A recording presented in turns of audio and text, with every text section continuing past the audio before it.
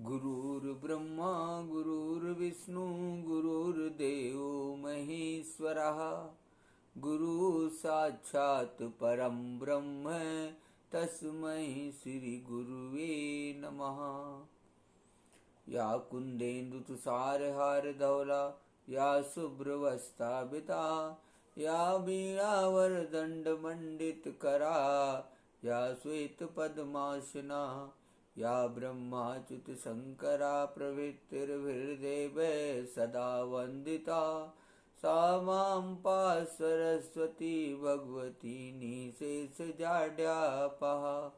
मनोजवं मारुतुल्यवेगं जितेन्द्रियं बुद्धिमतां वरिष्ठं वातात्मजं वानरयूथमुख्यं श्रीरामदूतं शरणं प्रपद्ये। ओम सर्वमंगलमांगल्ये शिवे सर्वार्थसाधिके शरणे त्र्यंबके गौरी नारायणी नमोस्तुते। ओम जयंती मंगला काली भद्रकाली कपालिनी दुर्गा क्षमा शिवा धात्री स्वाहा स्वधा नमोस्तुते। ओम ह्लीं बंगलामुखी सर्वदुष्टानां वाचं मुखं पदं स्तंभे जिह्वां कीले बुद्धिं विनाशय। ह्लीं ओम स्वाहा। ओम ह्रीं ऐं ह्रीं ह्रीं ह्रीं फट्। ओम ह्रीं ह्रीं ललिताम्बाय फट् स्वाहा। बोलो राजराजेश्वरी त्रिपुर सुंदरी मैया की जय। बोलो बंगलामुखी माता की जय। ओम ऐं ह्रीं श्रीं प्रतिंगरे मां रसरसतुर्न भंजय भंजय फें हुं फट् स्वाहा। बोलो भद्रकाली मैया की जय। बोलो दक्षिणेश्वर काली मैया की जय। ओम राम रामेति रामेति रमे रामे मनोरमे असहस्रनाम तातुल्यं राम नाम वरानने। ओम राम रामाय नमः। ओम रामचंद्राय नमः। ओम राम भद्राय नमः। ओम राम रामेति ओम रामचंद्रेति ओम राम भद्रेति। वसुदेव सुतं देवं कंसचारूणमर्दनम् अदेवकी परमानंदं कृष्णं वंदे जगद्गुरुम्। ओम हंसा सोहम हंसा शिवा हंसा शिवा सोहम शिवोहम शिवोहम शिवोहम शिवो भूत्वा शिवमजेत समकरोति शंकरः। कल्याण करने वाले शंकर हैं। ओंकाराय विद्महे भवताराय धीमहि तन्नः प्रणवः प्रचोदयात्। ओंकारं बिंदु संयुक्तं नित्यं ध्यायन्ति योगिनः। कामदं मोक्षदं च ओंकाराय नमो नमः। आकाशतारकलिंगे पाताले हट्टकेश्वर मृत्युलोके महाकाले लिंगत्रये नमोस्तुते। ओम श्री महाकालेश्वराय नमः। ओम महाकालेश्वराय नमः। ओम सं संभवाय नमः। विष्णु जनार्दन पद्मनाभ प्रजापति चक्रधर त्रिविक्रम नारायण गोविंद मधुसूदन नरसिंह जलाशाही वराह रघुनंदन वामन माधव। ओम श्री विष्णुणे आत्मने नमः। ओम नमो नारायणाय नमः। ओम नमो भगवते वासुदेवाय नमः। ओम दामोदराय नमः। ओम श्री कृष्णाय वयं नमः। ओम श्री कृष्णा शरणं मम। ओम क्लीं कृष्णाय गोविंदाय गोपीजनवल्लभाय स्वाहा। हरि ओम हरि ओम हरि ओम। सर्वप्रथम आत्मनाय अनंत विभूषित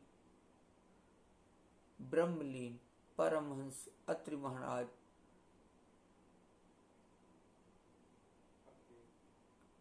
अत्रि मुनि महाराज जी के चरणों में कोटि कोटि नमन है। प्रांत आत्मनाय अनंत विभूषित धर्म सम्राट ब्रह्मलीन स्वामी करपात्री जी महाराज जी के चरणों में कोटि कोटि नमन है। आत्मनाय अनंत विभूषित जगत गुरु शंकराचार्य ब्रह्मलीन माधवानंद सरस्वती महाराज जी के चरणों में कोटि कोटि नमन है। सनातन धर्म को अक्षुण्ण बनाने वाले, सनातन धर्म को अस्थायित्व प्रदान करने वाले भगवान आदि शंकराचार्य जी के चरणों में कोटि कोटि नमन है। सनातन धर्म की जय। हर हर महादेव, हर हर महादेव, हर हर महादेव। अलख निरंजन, अलख निरंजन, अलख निरंजन। ओम श्री परमात्मने नमः। बोलो श्री कृष्ण भगवान की जय। विगत कई दिनों से मैं आप लोगों को श्रीमद् भागवत कथा अर्थात श्रीमद् भागवत महापुराण का जो एकादश स्कंद है, जिसे ज्ञान योग स्कंद भी कहते हैं, उसकी अमृत रूपी कथा को आप लोगों को मैं सुना रहा हूँ। और जो एकादश स्कंद का कथानक है, उसके एक एक अध्याय की जो भी कथा है, उसको मैं आप लोगों को सुनाने का प्रयास कर रहा हूँ। आपको पता ही है कि श्रीमद् भागवत महापुराण भगवान श्री कृष्ण का वांग्मय स्वरूप है। इसीलिए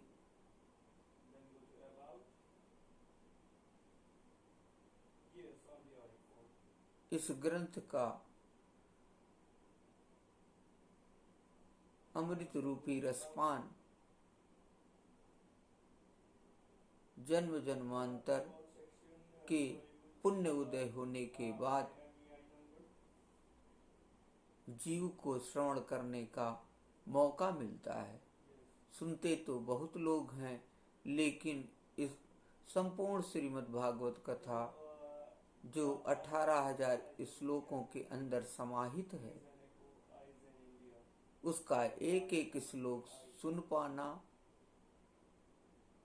और उनके अर्थ को जान पाना साक्षात परमात्मा भगवान श्री कृष्ण को जानना है। बोलो भक्तर भगवान की जय। कल की कथा में हमने एकादश स्कंद का 20वां अध्याय लिया था, जिसमें उद्धव जी ने भगवान श्री कृष्ण से ज्ञान योग, कर्म योग और भक्ति योग के बारे में प्रश्न किया, और भगवान ने विस्तार पूर्वक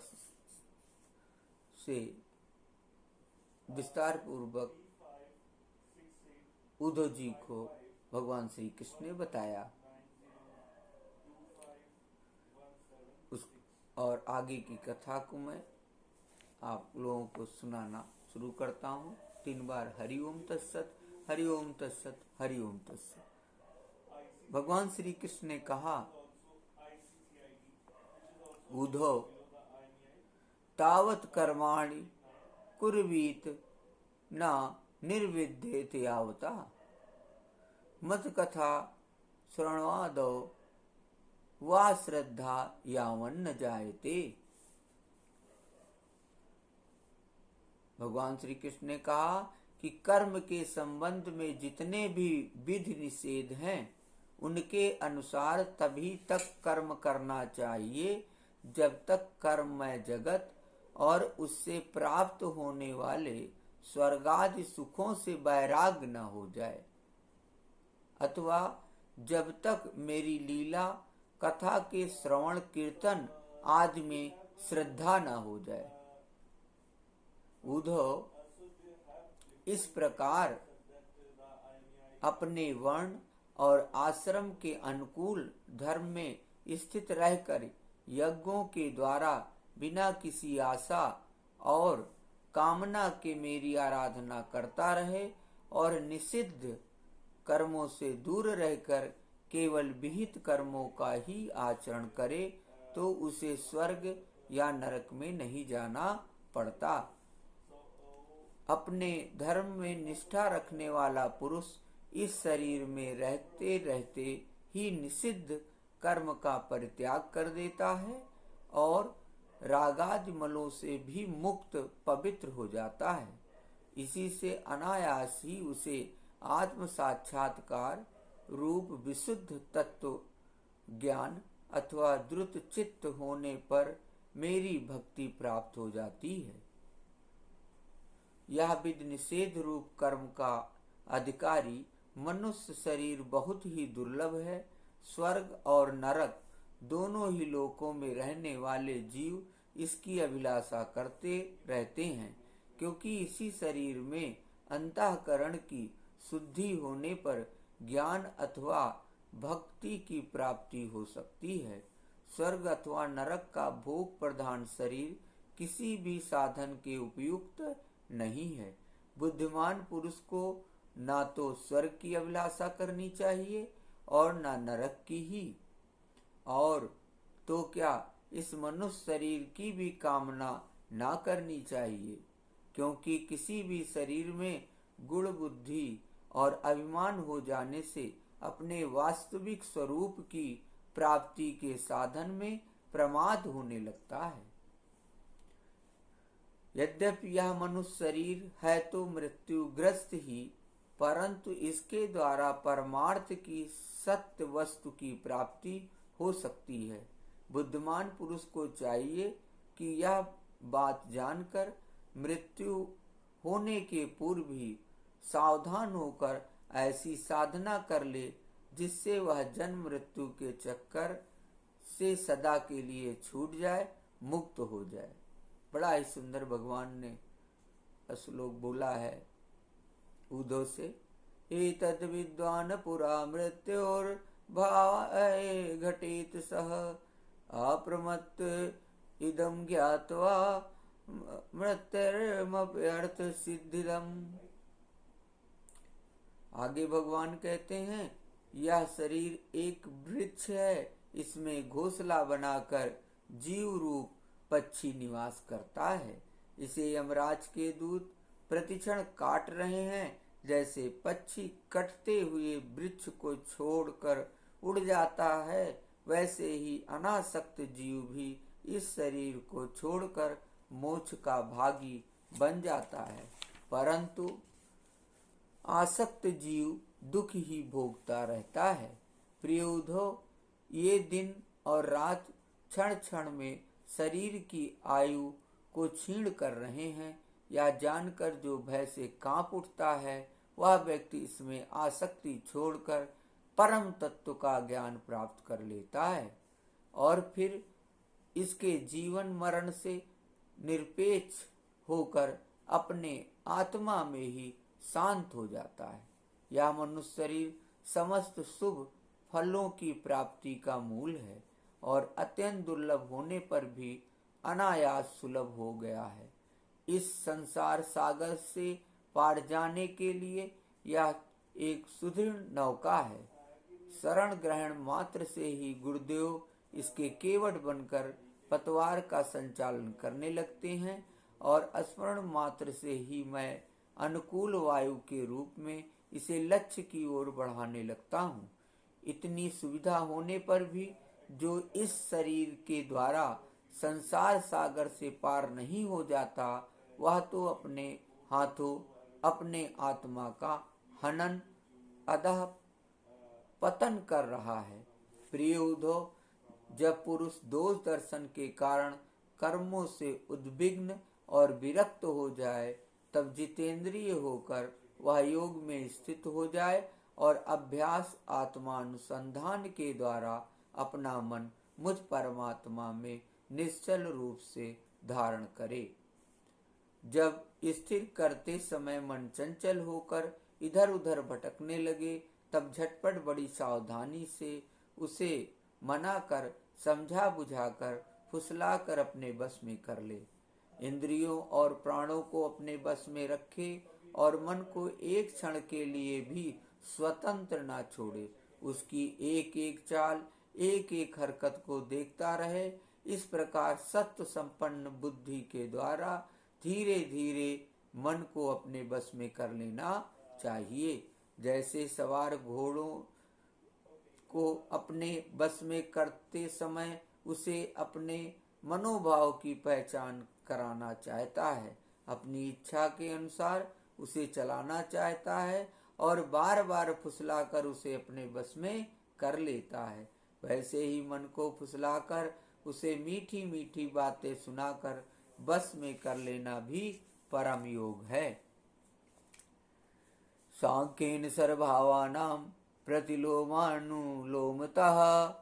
सांख्य शास्त्र में प्रकृति से लेकर शरीर पर्यंत सृष्टि का जो क्रम बतलाया गया है उसके अनुसार सृष्टि चिंतन करना चाहिए और जिस क्रम से शरीर आदि का प्रकृति में लय बताया गया है उस प्रकार लय चिंतन करना चाहिए। यह क्रम तब तक जारी रखना चाहिए जब तक मन शांत स्थिर न हो जाए। जो पुरुष संसार से विरक्त हो गया है और जिसे संसार के पदार्थों में दुख बुद्धि हो गई है वह अपने गुरुजनों के उपदेश को भली भांति समझकर बार बार अपने स्वरूप के ही चिंतन में संलग्न रहता है। इस अभ्यास से बहुत ही शीघ्र ही उसका मन अपनी वह चंचलता जो अनात्मा शरीर आदि में आत्मबुद्धि करने से हुई है छोड़ देता है। यम नियम आसन प्राणायाम प्रत्याहार धारणा ध्यान समाधि आदि योग मार्गों से वस्तु तत्व का निरीक्षण परीक्षण करने वाली आत्मविद्या से तथा मेरी प्रतिमा की उपासना से अर्थात कर्म योग ज्ञान योग और भक्ति योग से मन परमात्मा का चिंतन करने लगता है और कोई उपाय उधो नहीं है। बोलो भक्तर भगवान की जय। आइए थोड़ा सा संकीर्तन करते हैं, बड़ा ही दिव्य भजन है। भगवान तुम्हारी दुनिया में क्यों भक्त बड़ा दुख पाता है। भगवान तुम्हारी दुनिया में क्यों भक्त बड़ा दुख पाता है। क्यों उसको बड़ा दुख मिलता है। क्यों उसको बड़ा दुख मिलता है। ये भेद समझ नहीं आता है। क्यों उसको बड़ा दुख मिलता है। यह भेद समझ नहीं आता है। भगवान तुम्हारी दुनिया में क्यों भक्त बड़ा दुख पाता है। पापी तो बढ़ते जाते हैं। पापी तो बढ़ते जाते हैं। दुनिया में कमी है संतों की। पापी तो बढ़ते जाते हैं। दुनिया में कमी है संतों की। है संत अगर बनता कोई। है संत अगर बनता कोई। पापी ठहराया जाता है। है संत अगर बनता कोई। पापी ठहराया जाता है। भगवान तुम्हारी दुनिया में क्यों भक्त बड़ा दुख पाता है। तूने है बनाया दुनिया को। तूने है बनाया दुनिया को। दुनिया तेरे से जलती है। तूने है बनाया दुनिया को, दुनिया तेरे से जलती है। कोई ना तुम्हें सच कहता है, तू झूठा बताया जाता है। भगवान तुम्हारी दुनिया में क्यों भक्त बड़ा दुख पाता है। तूने ही बनाया दुष्टों को, तूने ही बनाया दुष्टों को, तो भक्त बनाया क्यों माधव। तेरे ही बनाए दुष्टों से तेरा भक्त सताया जाता है। तेरे ही बनाए दुष्टों से तेरा भक्त सताया जाता है। भगवान तुम्हारी दुनिया में क्यों भक्त बड़ा दुख पाता है। वसुदेव सुतं देवं कंस चारूण मर्दनम